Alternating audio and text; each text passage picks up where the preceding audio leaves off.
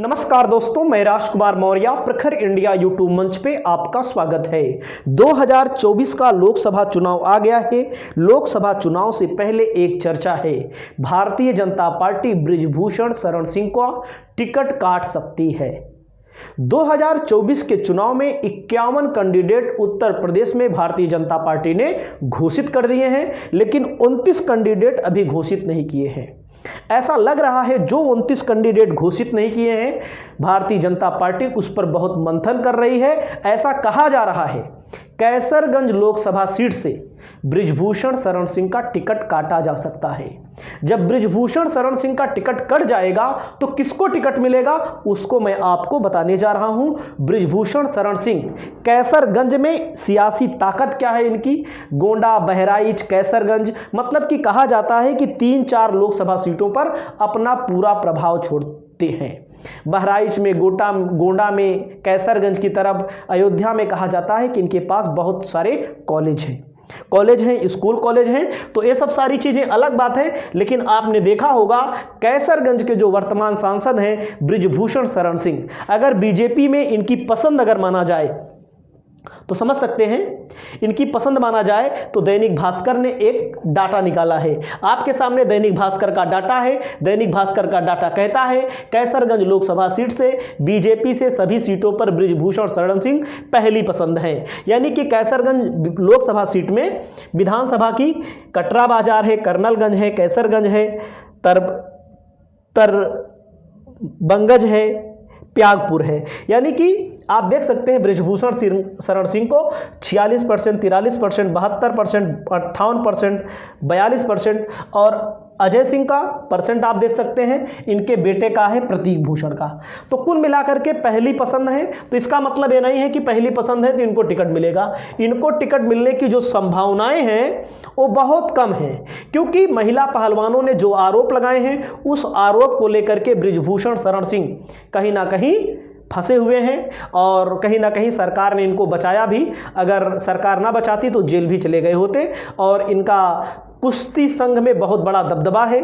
और तो आप देख सकते हैं, मैं थोड़ा आंकड़ा दिखाने में विश्वास रखता हूं, इसलिए मैं आपको पहले बता देता हूं आंकड़ा।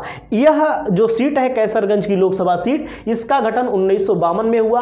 अब तक 16 बार चुनाव हो चुके हैं। समझ सकते हैं, 3 बार भाजपा जीती है, 3 बार यहाँ पर कांग्रेस जीती है, 3 बार भारतीय जनसंघ जीती है। और समझ रहे हैं, उसके बाद 1952 में पहली बार चुनाव हुआ, जनसंघ यहाँ पर चुनाव जीती है। लेकिन मैं यहाँ पर कुछ आंकड़ा बताना चाहूँगा। यहाँ पर 1996 से 5 बार यहाँ समाजवादी पार्टी जीतती रही है लगातार। यानी कि समाजवादी पार्टी का गढ़ रही है। सपा के कद्दावर नेता मुलायम सिंह यादव के बहुत करीबी मित्र बेनी प्रसाद वर्मा 1996, 1998, 1999 में, 2004 में इन्होंने लगातार चुनाव जीता। 2007 में बेनी प्रसाद वर्मा और मुलायम सिंह यादव के बीच जो दूरियां आ गई और 2008 आते आते सपा छोड़कर बेनी बाबू इनको कहा जाता था, और ये चले गए कांग्रेस की तरफ से। 2009 में गोंडा सीट से जीत हासिल की उन्होंने और यूपीए सरकार में इस्पात मंत्री बने। तो 2009 में परिसीमन हुआ, कैसरगंज बाराबंकी वाला हिस्सा अलग हो गया, गोंडा, यहाँ का समीकरण थोड़ा बदल गया। तो समझ सकते हैं, यहाँ पर 2009 में कैसरगंज में भाजपा छोड़कर सपा में आने वाले बृजभूषण सपा से भी चुनाव लड़ चुके हैं, 2009 में जीते हैं। यह चुनाव वह जीत गए, बसपा के सुरेंद्रनाथ अवस्थी को इन्होंने हरा दिया था। तो आप समझ सकते हैं। वैसे भी मैं आपको बता दूं, इनके निकटतम प्रतिद्वंदी जो हैं विनोद कुमार उर्फ पंडित सिंह को इन्होंने चुनाव हराया था। 2019 में फिर यहां पर चुनाव जीते हैं। तो यहां पर वोट का समीकरण आप देख लीजिए। 2014 में 3,81,000 वोट पाते हैं बृजभूषण शरण सिंह, आपके सामने है। वहीं पर निकटतम प्रतिद्वंदी विनोद कुमार सिंह उर्फ पंडित सिंह 3,03,000 वोट पाते हैं। और यहां पर बसपा के ओझा 1,46,000 वोट पाते हैं। आप समझ सकते हैं, जिस 2014 में यहां पर कोई गठबंधन नहीं था, उस समय भी अगर आप देखेंगे तो ठीक ठाक अंतर से चुनाव जीत जाते हैं। लेकिन कहीं ना कहीं गुड्डू विनोद कुमार सिंह उर्फ पंडित सिंह ने यहां पर कहीं ना कहीं इनको टक्कर तो दी थी, थोड़ी बहुत ही मानी जाए, क्योंकि बसपा ने भी पंडित उम्मीदवार उतार दिया था, नहीं तो मुकाबला देखने लायक और होता। वो बात जो हो गया सो हो गया। लेकिन 2019 में सपा कांग्रेस का गठबंधन होता, सपा बसपा का गठबंधन होता है। बृजभूषण शरण सिंह भाजपा से लड़ते हैं, 5,81,000 वोट पाते हैं। इसका मतलब साफ साफ है, जो बसपा का वोटर है वो ट्रांसफर हो जाता है। और यहां पर बहुजन समाज पार्टी के चंद्रदेव राम यादव 3,19,000 वोट पाते हैं। कांग्रेस के विनय कुमार पांडे 37,000 वोट पाते हैं।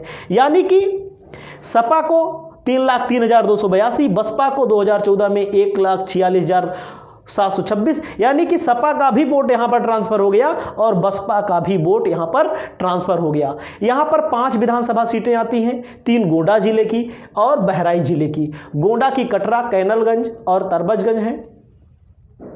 बहराइच की पयागपुर, कैसरगंज सीट है। 2022 के चुनाव में कटरा की सीट पर भाजपा के वीर विक्रम सिंह जीते हैं। करनैलगंज में भाजपा जीती है, वहीं पर तरबजगंज में भाजपा जीती है, पयागपुर में भाजपा जीती है, कैसरगंज में समाजवादी पार्टी की जो है आनंद यादव यहां से चुनाव जीते हैं। कहीं ना कहीं यह सीट बृजभूषण शरण सिंह अगर चुनाव लड़ते हैं तो उनके पक्ष में जा सकती है। अगर मान लीजिए किसी कारणवश इनको टिकट काट दिया जाता है एकदम से, तो चाहे निर्दलीय लड़ेंगे, चाहे समाजवादी पार्टी की तरफ जाएंगे। वैसे समाजवादी पार्टी की तरफ जाने की संभावना कम है, लेकिन कुछ भी नहीं कहा जा सकता, क्योंकि कोई भी राजनीतिक पार्टी है उसको चाहिए जीत। अगर वो जीतने लायक कैंडिडेट होगा तो पार्टियां चुनाव में टिकट दे देती हैं। भाजपा को आप देख रहे होंगे कैसे कैसे लोगों को टिकट मिल गया, इनको भी मिल जाएगा। लेकिन समाजवादी पार्टी की बात है, जब से अखिलेश यादव आए हैं कहीं ना कहीं सुधार हुआ है। वैसे भी मैं आपको बता दूं, इस सीट पर भारतीय जनता पार्टी अगर मान लीजिए बृजभूषण शरण सिंह को टिकट नहीं देती है तो इनकी पत्नी है, इनकी पत्नी को टिकट दिया जा सकता है। और अगर इनकी पत्नी को टिकट नहीं मिलेगा तो इनके बेटे हैं प्रतीक भूषण सिंह, उनको टिकट मिल सकता है। आपकी क्या राय है? आप अपनी राय व्यक्त करिए। नमस्कार, जय हिंद, जय भारत।